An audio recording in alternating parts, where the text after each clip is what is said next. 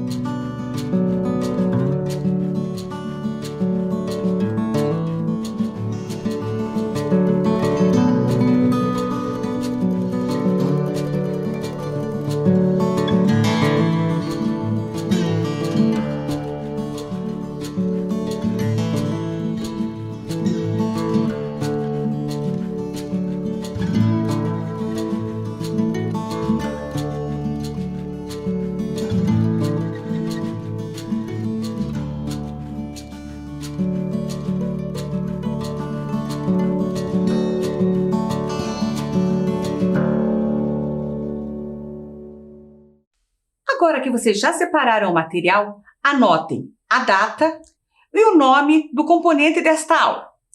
Mãos na Massa, Economia Doméstica. Vamos dar um tempinho para vocês fazerem os registros.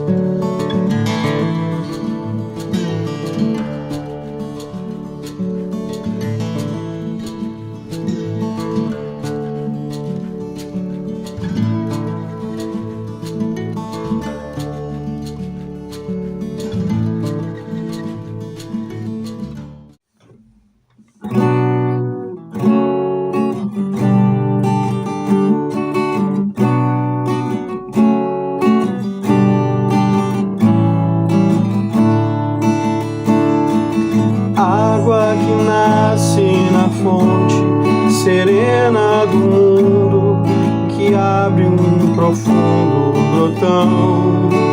Água que nasce inocente, riacho e deságua na corrente do ribeirão. Águas escuras dos rios que levam a fertilidade ao sertão. Águas que banham aldeias e matam a sede da população. Águas que caem das pedras no véu das cascadas, no ronco de trovão, e depois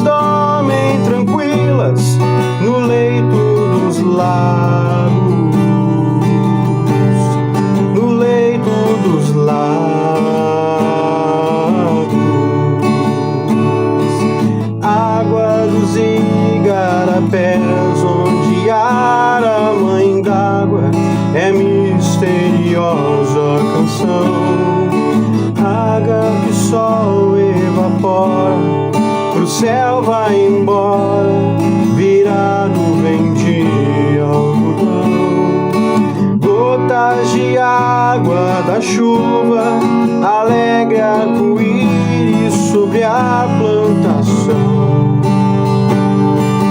Gotas de água da chuva, tão tristes são lágrimas na inundação.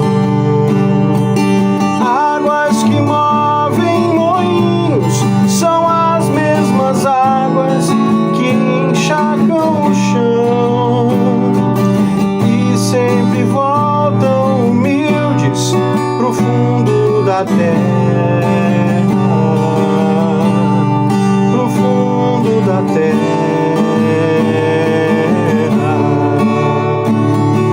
terra, planeta, água.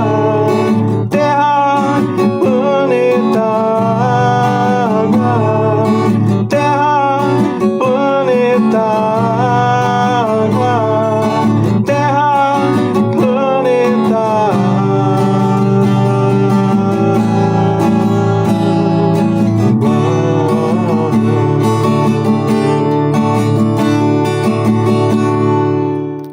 acabaram de ouvir o professor Wagner, da Escola Municipal Coronel Dorival Brito e Silva, interpretando a música Planeta Água, do cantor e compositor Guilherme Arantes.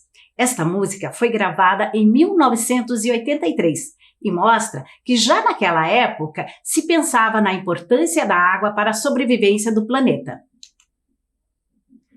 Realmente, a água está presente em praticamente tudo o que consumimos e em tudo que nos rodeia, pois dependemos dela para o processo produtivo de bens e produtos, como, por exemplo, remédios, alimentos, papel, louça e até mesmo nos tecidos e roupas. É muita água, não é mesmo? Vocês já pararam para pensar que em praticamente todas as nossas ações diárias utilizamos a água?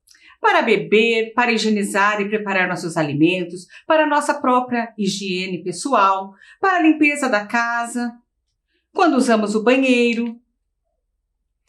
Professora Sueli, você sabe como surgiu a frase "A Terra é azul"? Sei sim!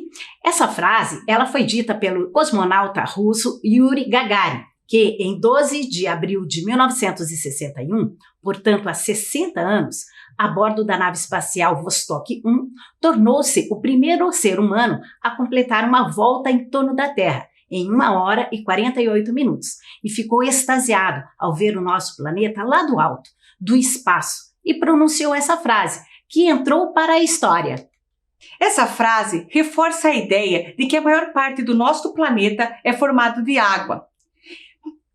Pois esse azul a que o cosmonauta Yuri Gagarin se referiu são as águas do planeta Terra. Acredito que a essa altura os estudantes já adivinharam qual é o tema da aula de hoje, não é mesmo, professora?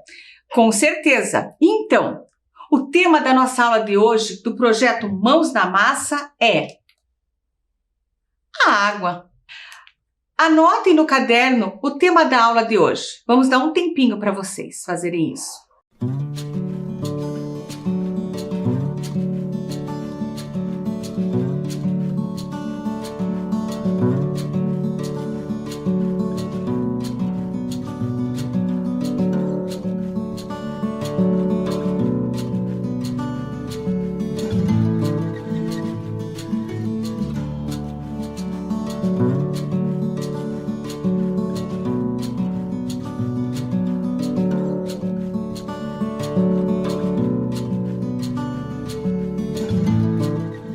Agora que vocês já anotaram o tema, vamos refletir sobre a importância da água para a sobrevivência no planeta e do planeta.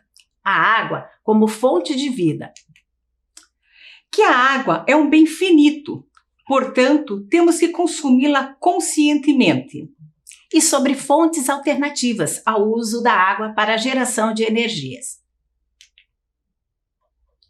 No momento Mãos na Massa, de artesanato, costura e customização, vamos fazer um porta-carregador de celular, utilizando um jeans antigo, muito fácil e prático de fazer. Tenho a certeza que todos conseguirão realizar esta proposta. E o melhor de tudo é que praticamente não terá custo nenhum. E vocês poderão ter uma peça exclusiva, deixando com a sua cara. Já na prática de gastronomia, vocês aprenderão a fazer uma deliciosa sopa e terão algumas dicas de economia doméstica para poupar dinheiro e usar de forma consciente a água na limpeza da casa e na higienização de alimentos. Mas lembrem-se, as práticas mãos na massa deverão ser supervisionadas por um adulto, não é mesmo, professora Sueli? Com certeza. Eu estava aqui pensando, se a Terra é o planeta Água, por que tanta gente em vários lugares do mundo não tem água potável em casa? Inclusive aqui no Brasil, que tem tantos rios, florestas e até aqui em Curitiba estamos enfrentando há mais de um ano a falta de água, precisando inclusive fazer um rodízio. É uma coisa para se pensar. É preciso que vocês compreendam que a água potável é a água apropriada para o consumo, ou seja, livre de substâncias e organismos que possam trazer doenças. É a água que podemos beber, preparar nossos alimentos e dar para os nossos animaizinhos beberem, por exemplo. E apesar do nosso planeta ter mais água do que terra, nem toda a água pode ser consumida. Vamos explicar um pouquinho mais. Observem a imagem. Ela representa a quantidade de água do planeta Terra. Agora, vamos mostrar com as garrafas o que está escrito no slide, para vocês entenderem um pouco melhor. Imagine que esta garrafa que está cheia representa toda a água da Terra, ou seja, 100% da água da Terra está dentro desta garrafa. Só que nem toda esta água pode ser consumida, pois 97,5% da água é salgada, o que está sendo representado através desta segunda garrafa. Então, essa segunda garrafa representa a quantidade de água salgada da Terra. O que sobraria? 2,5% de água doce, de água potável, que estaria representado nesta terceira garrafa. E desta quantidade de água doce, mais da metade encontra-se no Polo Norte e Polo Sul, congelados, o que representaria 68,9% da água doce, o que estaria representado nessa quarta garrafa. Sobra 31,1% de água doce, que estaria no estado líquido. Então, nós teríamos apenas esta quantidade de água para ser consumida, para sobreviver. Mas deste total de água, nem todo está de fácil acesso. A maior parte encontra-se no subsolo. É a água subterrânea, não é, professora? Além da água para consumo ser pouca frente ao número de habitantes do mundo e da demanda do setor produtivo que não param de crescer, para que ela não acabe, para que ela se renove, dependemos de vários fatores que influenciam na sua disponibilidade, como fatores climáticos, as chuvas, por exemplo, preservação das florestas, preservação dos rios, consumo consciente, investimento em obras públicas. Para algumas ações em nosso dia a dia, até podemos e devemos reaproveitá-la, mas para nosso consumo na alimentação, nem sempre poderemos fazer o reuso da água, não é mesmo? A água é fonte de vida de animais, vegetais e seres humanos. Sem ela, seria impossível viver. O corpo humano é composto de 60% a 70% de água. A água nos ajuda a nos hidratar, regula a nossa temperatura e leva os nutrientes, sais minerais e oxigênio para as nossas células.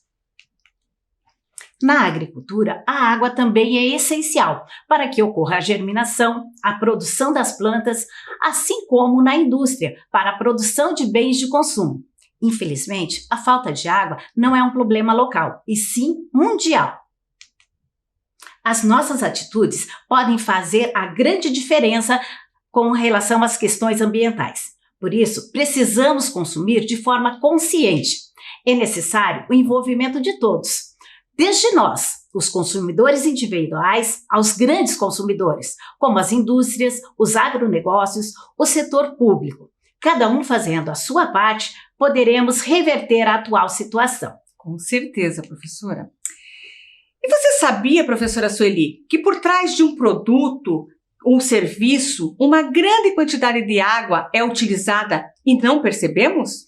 Isso é chamado de água virtual ou pegada hídrica, que é um indicador de uso de água doce que mostra não só o uso direto da água pelo consumidor ou produtor, mas também o seu uso indireto. Vamos dar um exemplo. Mas que tal um cafezinho quentinho, professora? Olha, que cairia muito bem, hein, professora Sueli? Vocês sabiam que na fabricação de uma xícara de vidro como esta aqui, alguns litros de água são utilizados? E que por trás desse cafezinho, cerca de 140 litros de água estão sendo consumidos? Essa informação foi divulgada no Fórum Mundial da Água, que aconteceu em 2012 na França. Mas vocês podem achar, como assim? Para fazer uma xícara de café, precisamos apenas de uma xícara de água. Mas é preciso compreender todo o processo. Além da água usada na mistura com o pó de café para podermos saborear esse delicioso cafezinho, temos que levar em conta a água utilizada no processo de produção do café. Desde o momento em que a semente é plantada, seu desenvolvimento no campo, passando por seu beneficiamento, isto é, os grãos são limpos e selecionados pela qualidade. Depois são armazenados, torrados e moídos. E então, empacotados e transportados da fábrica para os supermercados, por exemplo. Em todo esse processo, a água é utilizada em diversos momentos, professora Sueli. Esta água, que não é visível em um primeiro momento, não pode ser desconsiderada. Assim, antes de consumirmos um produto ou serviço, precisamos pensar um pouco se realmente é necessário. Senão, estaremos desperdiçando uma quantidade de água que poderia ser economizada. Comprando e utilizando produtos nas quantidades suficientes para não sobrar, estaremos economizando. Pois naquilo que fazemos a mais e acabamos jogando fora, estamos também desperdiçando a água. Esta é a pegada hídrica ou água virtual da produção deste cafezinho. Vocês sabiam que para produzir uma calça jeans, em média, são utilizados de 5 a 6 mil litros de água, podendo chegar até 11 mil litros. Esta quantidade vai depender do tipo de lavagem que se pretende chegar na cor final. Como, por exemplo, estas calças jeans aqui. Vejam, esta mais clara precisou ser muito mais lavada do que esta que é mais escura. Logo, precisou de muito mais água na sua produção. Isto mostra a quantidade de água que é desperdiçada. Esta é a pegada hídrica na fabricação de calça jeans. É claro que as indústrias precisam utilizar água em seus processos produtivos. Mas é necessário que haja uma consciência socioambiental e que procurem reduzir os impactos de seus sistemas produtivos na natureza. Algumas indústrias já sinalizam para essa preocupação, captando água da chuva, fazendo o tratamento da água utilizada para reuso, cuidando da mata ciliar do entorno de suas fábricas, etc. Para preservarmos a água e o meio ambiente, de maneira geral, é imprescindível buscarmos mais reutilizar e reaproveitar tudo o que consumimos, porque além de fazer uma bela economia em termos financeiros, já que poderemos usar os mesmos bens de formas diferentes sem a necessidade de comprar mais itens, também estaremos economizando água, garantindo assim o futuro de todos os seres vivos do planeta. E foi pensando nisso que trouxemos para a aula de hoje uma ideia super legal, a reutilização de uma calça jeans que já estava estragada.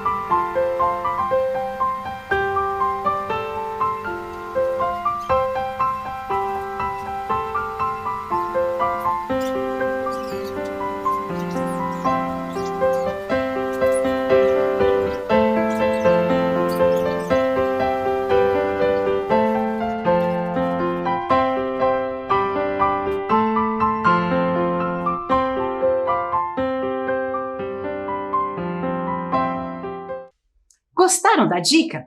Então, com a mesma calça jeans, além deste porta-carregador de celular que foi feito no vídeo, foi feito também este avental, né, que foi exibido na aula da professora Maria Cristina. E também nós conseguimos fazer com o mesmo tecido ainda um lixinho para o carro, gastando praticamente quase nada. Desta forma, esta pessoa, além de receber um presente único, feito exclusivamente para ela, estará recebendo um produto que foi produzido pensando nas questões ambientais, inclusive a preocupação com o gasto da água. Que lindas peças, professora Sueli! Parabéns! Você aderiu a uma nova tendência mundial, o upcycling, que nada mais é que utilizar um material ou objeto, no caso a calça jeans, e dele criar novas peças. Dessa forma, você estará ajudando a preservar e respeitar o meio ambiente. Lindas novas peças. Agora, eu quero que vocês observem essas fotos da Cataratas do Iguaçu, um patrimônio natural do nosso estado, localizado na cidade de Foz do Iguaçu. Elas mostram bem a gravidade da crise hídrica que estamos vivendo. A foto da esquerda apresenta as cataratas com sua vazão de água normal, em julho de 2019. E a foto da direita, tirada em junho deste ano, revela a situação atual devido à falta de chuvas na região. Em Curitiba, estamos há mais de um ano convivendo com a falta de água frequente. Isto fez com que a empresa de saneamento do Paraná, a Sanepar, e as autoridades públicas determinassem um rodízio de água em nossa cidade e as cidades da região metropolitana. Mas será que é a primeira vez que acontece esta falta de água em Curitiba? Para responder essa pergunta, professora Sueli, convido vocês a assistirem um vídeo produzido pela Câmara Municipal de Curitiba, que ilustra uma série de reportagens de Fernanda Fugiato sobre a crise hídrica na nossa cidade. Esta é a pior seca da história de Curitiba?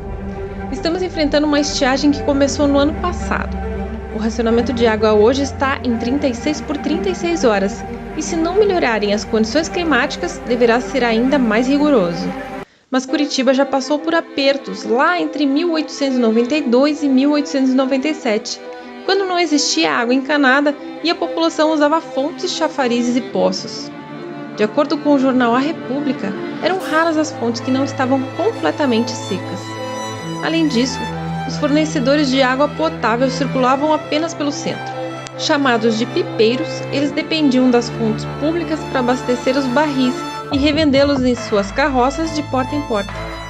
A primeira rede para levar água aos domicílios foi inaugurada em 1908, mas não foi o suficiente para, na década de 1930, amenizar a estiagem.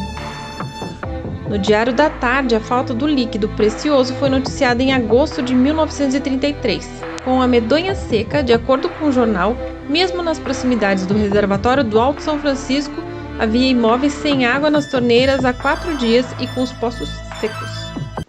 Mas nada se comparou até então com a década de 1980. Parte da população da capital ainda dependia de poços e não tinha acesso à água encanada.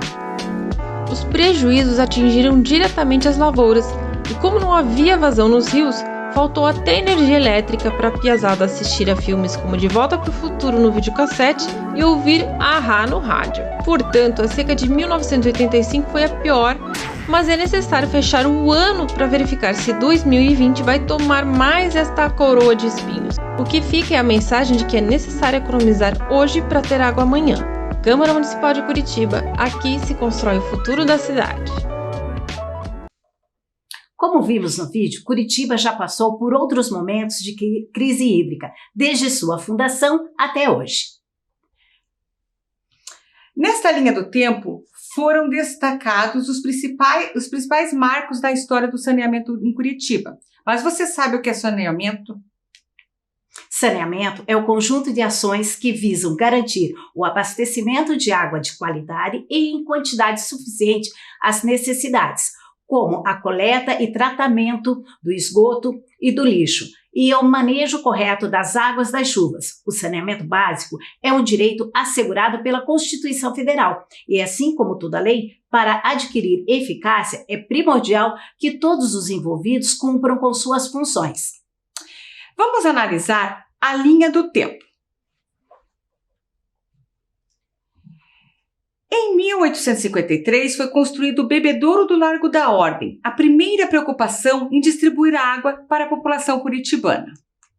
Em 1908, as residências passaram a ter água canalizada e iniciou-se o tratamento de esgoto na capital paranaense.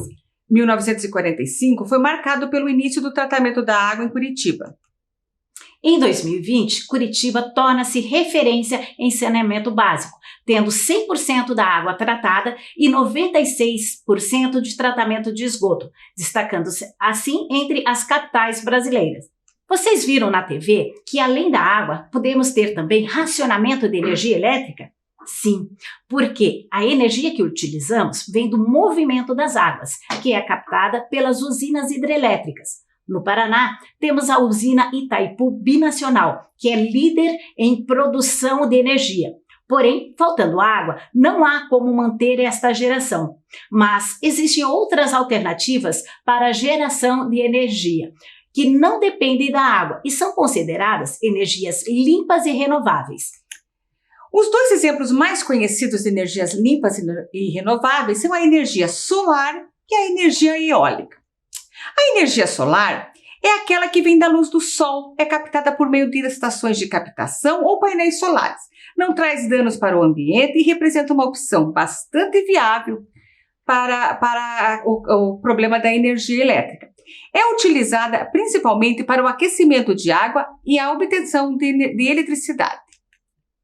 A energia eólica é a energia dos ventos, gerada por meio dos aerogeradores, onde a força dos ventos é captada por hélices ligadas a uma turbina que aciona um gerador elétrico. Curitiba, mais uma vez, dá exemplo a outras capitais e cidades brasileiras e já está investindo nessas energias alternativas. Um exemplo é a sede da prefeitura, onde foram instalados painéis solares. Além dos benefícios para a natureza, estima-se que a economia com a conta de luz da prefeitura seja de algo em torno de R$180 mil por ano. Consumindo com consciência, vai ter água para todos. E na cozinha da sua casa, como está sendo o consumo da água? Dá para economizar?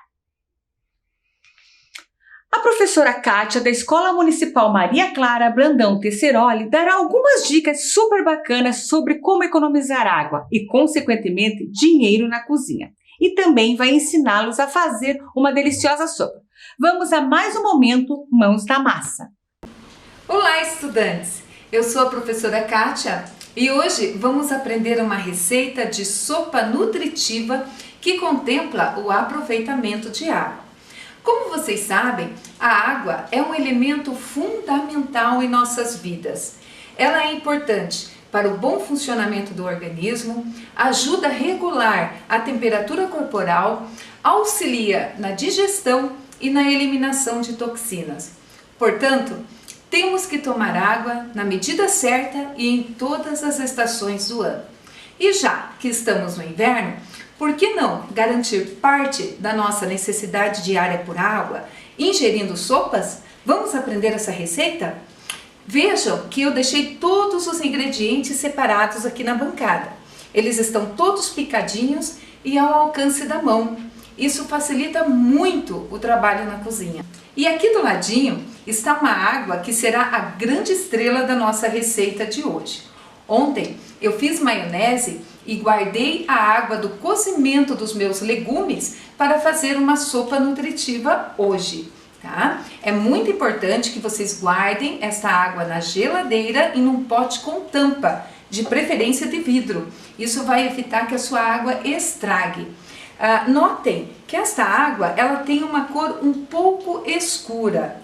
Isso porque durante o cozimento os alimentos soltam alguns nutrientes na água. tornando essa água extremamente ideal para o consumo humano. Então, minha gente, não jogue fora essa água, tá? E por duas razões bem importantes. Vocês estarão jogando fora nutrientes que são importantes para o organismo de vocês, né? E segundo, vocês estarão desperdiçando água, porque estima-se que as pessoas gastam entre 5 e 8 copos de água para cozinhar esses alimentos. Portanto, aproveitar essa água é uma dica bem bacana de economia, não é? Vamos à sopa? Precisamos ligar o fogão. Antes disso, vai um recadinho muito importante. Neste processo, é importante que vocês contem com o acompanhamento de um adulto, ok? Vamos lá então. Ok, então vamos começar ligando o fogão. Vamos colocar um pouquinho de óleo. A cebola e o alho picadinhos. Sal a gosto. Do reino.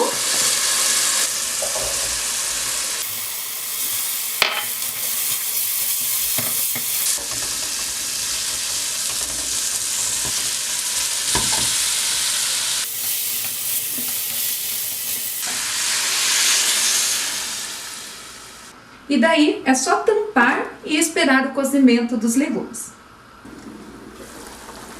Depois que os legumes cozinharam, basta você colocar o macarrão da sua preferência.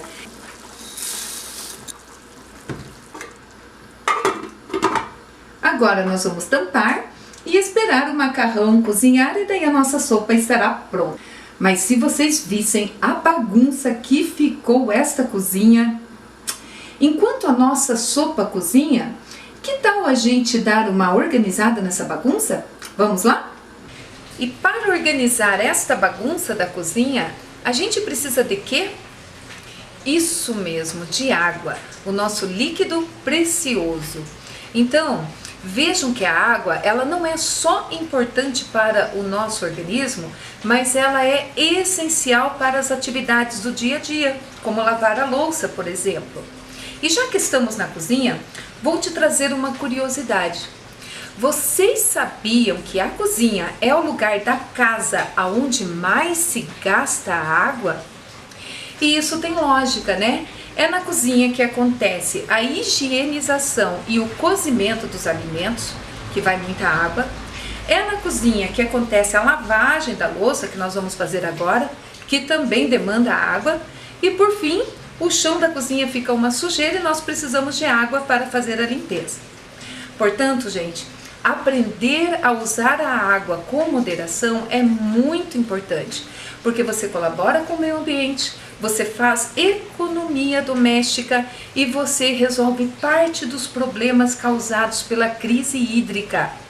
Aqui em Curitiba, nós estamos convivendo diariamente com o racionamento e os rodízios de água.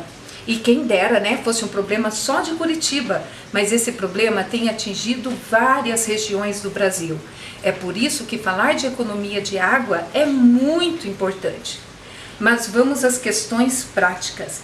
Assim como vocês já fazem na escovação diária dos seus dentes, tenho certeza que ninguém escova os dentes com a torneira aberta, né? A regra de ouro aqui na cozinha é não ensaboar e não esfregar a louça com a torneira aberta, pois isso gasta um absurdo de água. Mas tem como lavar a louça sem gastar tanta água? Tem sim. E isso se chama gestão inteligente da água. E sobre isso nós vamos abordar duas questões agora. Primeira questão. No momento da lavagem da louça, vocês precisam seguir alguns passos importantes. Primeiro passo, vocês precisam retirar todo o resíduo e resto de alimentos que ficaram nos pratos. Então vamos começar aqui, né? Tem bastante resíduo, né? Então o resto de alimento a gente vai tirar. Vamos juntar tudo. Depois disso, vocês vão separar as louças, né, por categoria. Então nós vamos separar aqui os copos, os talheres, os pratos e por fim as panelas, tá? Ou seja, nós estamos fazendo uma divisão, uma separação das louças menos sujas às louças mais sujas. Então vamos lá. Vamos colocar aqui os copos, todos no mesmo espaço, né?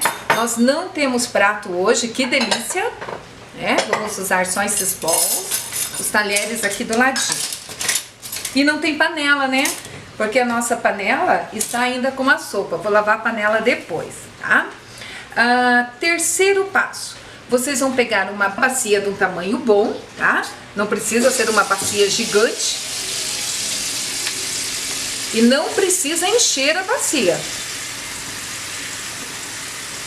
Então vamos lá, colocamos aí 1/3 dessa bacia, uma bacia grande, né? Vamos dissolver um pouco de detergente e vamos colocar então as louças de molho nessa água, começando sempre pelas louças mais limpas, que no nosso caso aqui são os copos, tá? Agora nós vamos pegar a bucha, né? Arregaçar minha manga e vamos fazer a limpeza, tá? Então vamos esfregar aqui nessa água. À medida que formos esfregando, a gente coloca no fundo da cuba para que depois a gente possa fazer um enxágue dessa louça.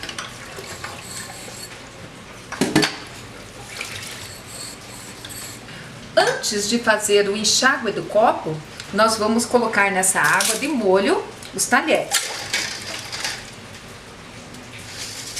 E agora nós vamos fazer o enxágue, tá?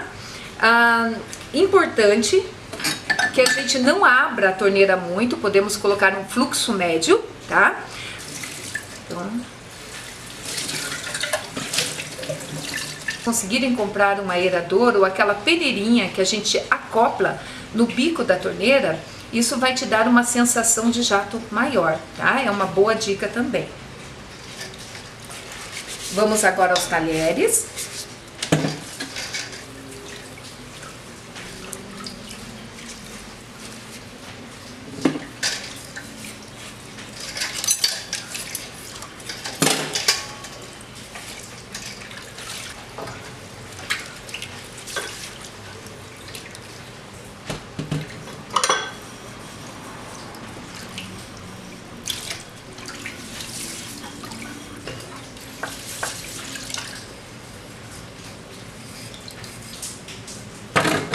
Parece banal, mas com gestos simples como estes que acabamos de fazer, a economia pode chegar a dezenas de litros de água. Estima-se que 15 minutos de torneira aberta para a lavagem da louça gasta-se 120 litros de água. Com a economia, esse gasto será entre 20 e 30 litros. Perceberam a diferença? Segunda questão. Vocês podem aproveitar a água da cozinha para outras tarefas do dia a dia. Vou dar um exemplo simples. Eu preciso lavar esta couve para fazer um suco verde mais tarde. Não tem outro jeito. Eu vou ter que abrir a torneira e lavar folha por folha. Mas a dica de economia é não deixar a água da lavagem da couve ir ralo abaixo, mas armazenar esta água numa bacia, tá? Então vamos lá. Lavando direitinho, não precisa abrir muito a torneira. Lava dos dois lados para você tirar todas as impurezas e micro-organismos. Vejam a água que eu usei para lavar apenas essas couves, né? O que eu tenho aqui? Umas 5 folhas de couve. E o que eu vou fazer com essa água suja? Vou jogar fora? Não. Eu vou aproveitá-la para regar as plantas da casa, sobretudo as plantas do vaso, tá? E melhor, sem precisar abrir a torneira ou sem precisar abrir tanto a torneira. Mas será que a nossa couve está higienizada? Não. Infelizmente, os alimentos que nós consumimos crus necessitam de um cuidado maior. E a orientação é que a gente deixe de molho numa solução clorada. E como que se faz uma solução clorada? Muito simples. Como eu tenho pouca couve, vou usar apenas 1 litro de água. Para cada 1 litro de água, eu vou dissolver 1 colher de sopa de água sanitária. Dou uma mexidinha.